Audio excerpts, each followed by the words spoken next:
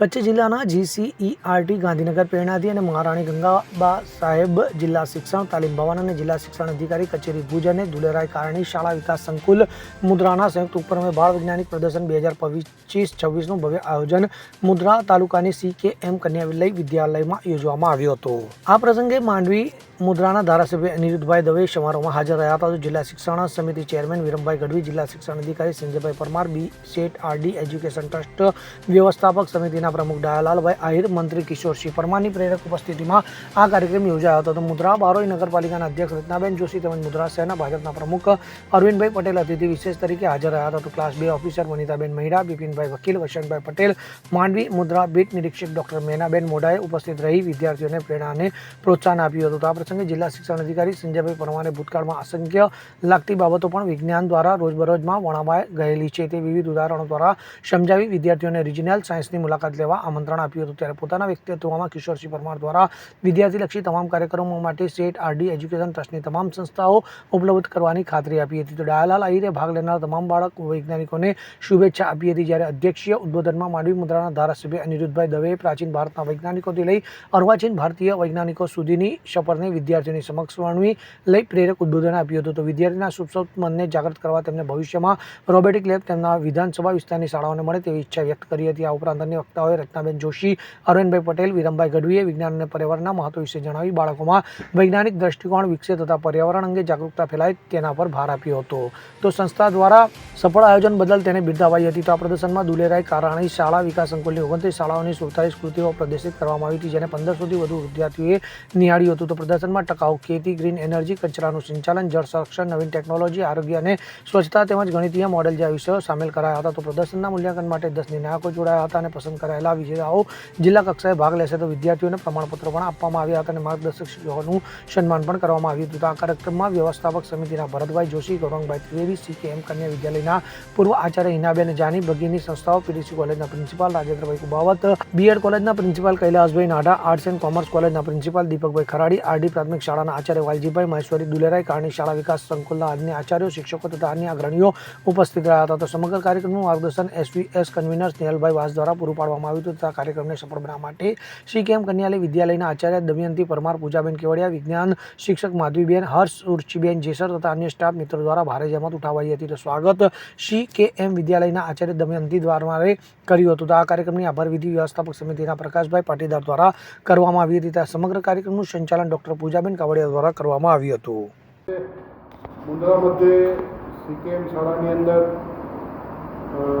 GCERT જિલ્લા શિક્ષણ તાલીમ ભવન અને શિક્ષણ વિભાગ દ્વારા સરસ મજાનું વિજ્ઞાન મેળાનું આયોજન થયું। જે વિજ્ઞાન મેળાની અંદર ઘણી વિજ્ઞાન અને પર્યાવરણ આ 3 વિષયોને લઈને 47 જેટલા સ્કૂલના બાળકોએ પ્રતિકૃતિઓ પોતાની રજૂ કરી। બાળકની અંદર નાનપણથી જ એક જિજ્ઞાસા વૃત્તિ સાથે કંઈક કરવાની ભાવના ઉત્પન્ન થાય એવી વિચારો પોતાને રજૂ કર્યા હતા। દેશના વડાપ્રધાન માનનીય નરેન્દ્રભાઈ મોદી સાહેબે આત્મનિર્ભર ભારત 2047 વિકસિત ભારતની જે કલ્પના કરી છે એ કલ્પનાના ઘણા બધા સિદ્ધાંતો આ વિજ્ઞાન મેળાની પ્રતિકૃતિઓમાં સિદ્ધ થતા હતા। એ સોલાર રૂફટોપ હોય, ઘન કચરાનો નિકાલ હોય, પ્લાસ્ટિકનું મેનેજમેન્ટ હોય, ખેતી હોય, પ્રાકૃતિક ખેતી હોય, જળ સ્ત્રાવનો વધારો કરવો હોય, આવા તમામ બાબતોને લઈને વિદ્યાર્થીઓએ ખૂબ સારું કર્યું હતું।